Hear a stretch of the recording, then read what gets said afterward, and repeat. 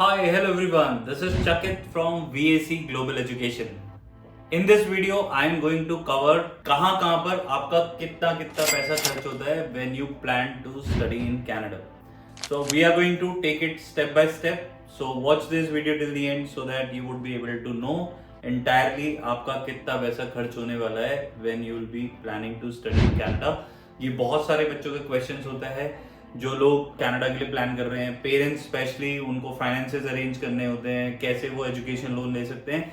सो more और less I will going to cover up each and everything in this video regarding all the financial requirement, also how much money you'll be spending at different stages throughout the entire process. So first thing first, सबसे पहले आपके documentation ready होने के बाद जो सबसे पहला काम होता है वो होता है कि आपको आइल्स का एग्जाम लेना है. आइल्स के एग्जाम लेने के लिए कुछ बच्चों को प्रिपरेशन की रिक्वायरमेंट होती है कि वो आइल्स की प्रिपरेशन करेंगे. So depending upon your location and if you are looking for online classes or offline classes, the fees ranges anywhere between 3 to 5,000 up to 10 to 12,000 for the coaching fees. इसके अलावा IELTS की fees है somewhere around 16,250. So ये हो गई IELTS की fees. Once you get your IELTS report card, TRF it is called. Once you get the TRF, you start doing the application for Canada. Canada में कुछ colleges हैं जिनकी application fees नहीं है, कुछ कॉलेजेस हैं जहां पर एप्लीकेशन फीस है. रफली fees starts from as low as $40-50, $75. Like for example Humber College Seneca is $90. Then GBC is there. Then we have Fanshawe, Centennial, Lambton which do not have any application fees. So हर colleges की अलग अलग fees है.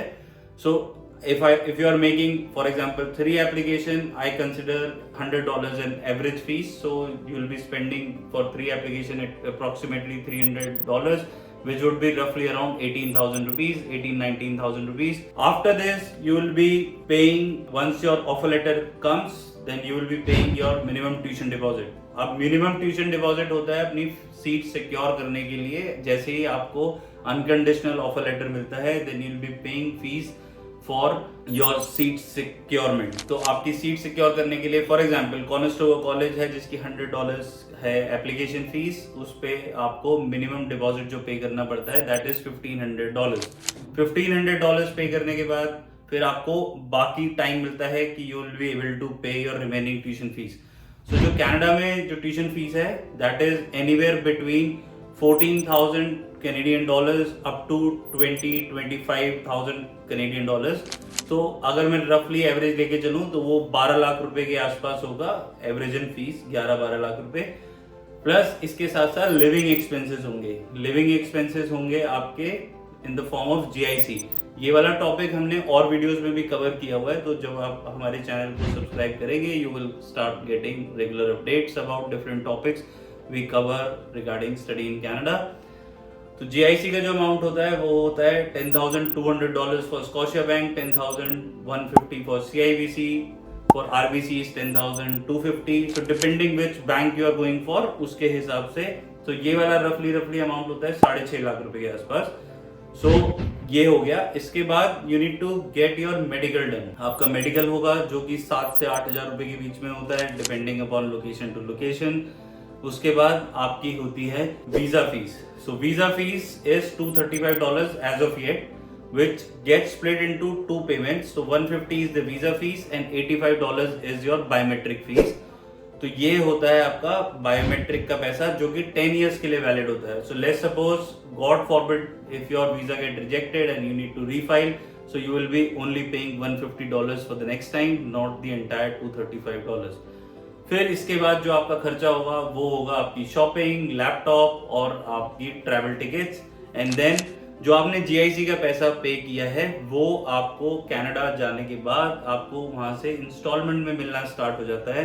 तो जैसे ही हम वहां पहुंचेंगे $2,000 आपको अपफ्रंट मिलेगा, आपको एक डेबिट कार्ड मिलेगा जिसमें आपको 6, 9 और 12 मंथली इंस्टॉलमेंट में आपका GIC का पैसा ब्रेक डाउन होकर आपको रिफंड मिलना स्टार्ट हो जाएगा which you can use for your living expenses. So बहुत सारे बच्चे उस पैसे को सेव कर लेते हैं and if they are going for a 1 year course then उसी पैसे को सेव करके they can pay their next year fees also. That way they would be able to convert their 1 year of study to 3 years post study work visa, जो कि आपके लिए काफी helpful होगा if you are able to save that money. And how you would be able to save that money is through the part time jobs. तो 20 hours per week आपको part time job करना allowed है और आपको रफली इतना पैसा आ जाता है कि you will be able to easily take care of your living expenses through the part time job. That is how you need to calculate the entire amount. तो एंटायर अमाउंट को अगर मैं लेके चलूंगा, that would be in total around 18-19 lakhs के under आप easily Canada में आपकी टिकट्स, आपकी shopping, laptop, GIC, tuition fees, application fees और आपकी IELTS सारी की सारी प्रिपरेशन 18-19 lakhs के बीच में हो जाती हैं फॉर 1 year कोर्स.